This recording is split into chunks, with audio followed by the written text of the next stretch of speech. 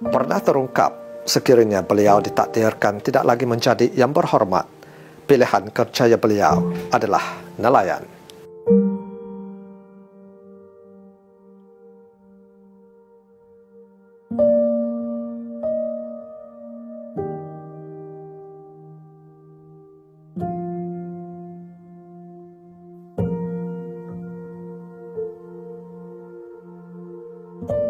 Dibesarkan di kampung Rusila, Marang, Terengganu, Abdul Hadi Awang, anak kelima daripada 9 beradik, mendapat pendidikan agama terus dari ayah beliau, Tuan Guru Haji Awang Muhammad, seorang guru agama dan imam di Masjid Rusila. Kepribadian, kematangan dan ketokohan Abdul Hadi banyak dipengaruhi pimpinan Ikhwanul Muslimin secara langsung. Lebih-lebih lagi apabila dua tokoh ikhwan, Profesor Dr. Muhammad Al-Wakil dan Syekh Said Hawa, menjadi mentor beliau sewaktu di Universiti Islam Madinah, di samping beliau turut belajar daripada Dr. Abdul Sattar Al-Khudsi. Kemudiannya beliau melanjutkan pengajian ke Universiti Al-Azhar, Mesir, menamatkan sarjana siasah syariah pada tahun 1975. Sekembalinya dari tanah Arab, Abdul Hadi menggalas pusaka ayahanda mengajar agama di Masjid Rusila, khususnya pada setiap pagi Jumaat sehingga ke hari ini. Selain aktif di bidang politik kepartian PAS, Abdul Hadi pernah menjadi Ketua Angkatan Belia Islam Malaysia ABIM Negeri Terengganu. Rekod perkhidmatan beliau sebagai wakil rakyat, baik sebagai adun Rurendang maupun ahli Parlimen Marang sejak dari tahun 1982 sehingga kini, menyimpan 1001 pengalaman dan seni politik di lapangan, baik di arena nasional maupun antarabangsa. Pernah bergelar Yang Amat Berhormat Menteri Besar Terengganu ke-11 pada tahun 1999 sehingga 2004 dan juga Ketua Pembangkang Parlimen Malaysia pada tahun 2003 hingga 2004, menggantikan mantan Presiden PAS Allahyarham Datuk Fazil Muhammad Nur. Beliau kemudiannya dilantik sebagai Presiden Parti Islam Se-Malaysia PAS pada tahun 2002 sehingga kini.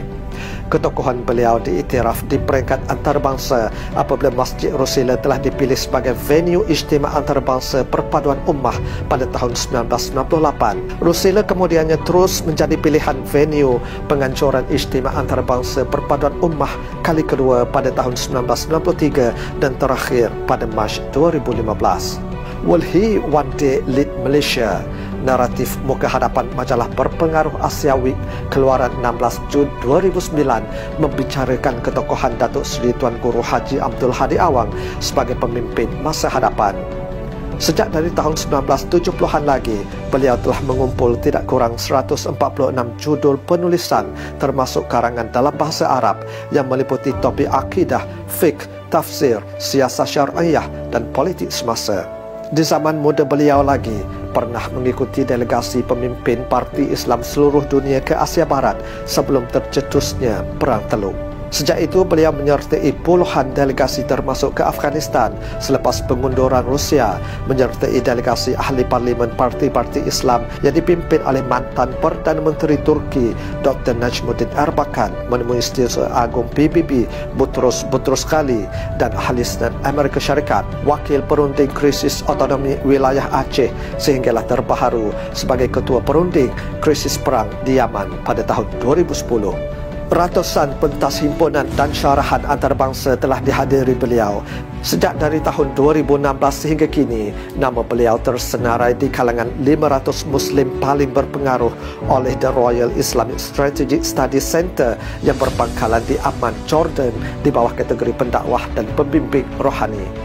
Tuan Guru Abdul Hadi merupakan ahli lembaga pemegang amanah Muassasah Al-Quds yang dipengerusikan oleh Syekh Dr. Yusuf Al-Qardawi, ahli lembaga pemegang amanah Al-Majma' Al-Alami Litaqrib Bainal Mazahib Al-Islamiyah yang berpusat di Tehran, penyelaras sekretariat parti-parti Islam sedunia yang berpusat di Istanbul, dilantik oleh Syekh Dr. Yusuf Qardawi sebagai timbalan Presiden Kesatuan Ulama Muslimin Sedunia KUIS bersama-sama dengan Dr. Ahmad Al-Raisuni dan Syekh Ahmad Al-Khalili pada 22 Ogos 2014 sebelum melepaskan jawatan pada 5 November 2018. Tuan Guru Abdul Hadi merupakan satu-satunya tokoh luar yang telah dinobatkan sebagai tokoh alim Rabbani oleh Universiti Islam Yala, Patani, Thailand pada 15 April 2011. terbaharu, Tuan Guru telah dipilih sebagai tokoh Ma'al Hijrah peringkat negeri Terengganu bagi tahun 1441 Hijrah.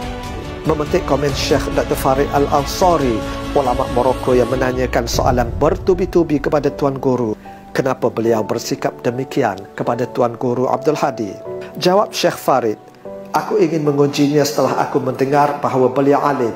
Aku telah menemui ramai orang ajam yang alim tetapi tidak sefaqih ini.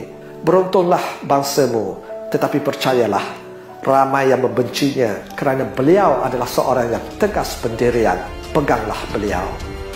Yang berhormat Datuk Seri Tuan Guru Haji Abdul Hadi Awang, tokoh ulama haraki dan umara yang berpengetahuan dan berpengalaman luas, gigih bekerja untuk melihat Islam berdaulat di bumi Allah.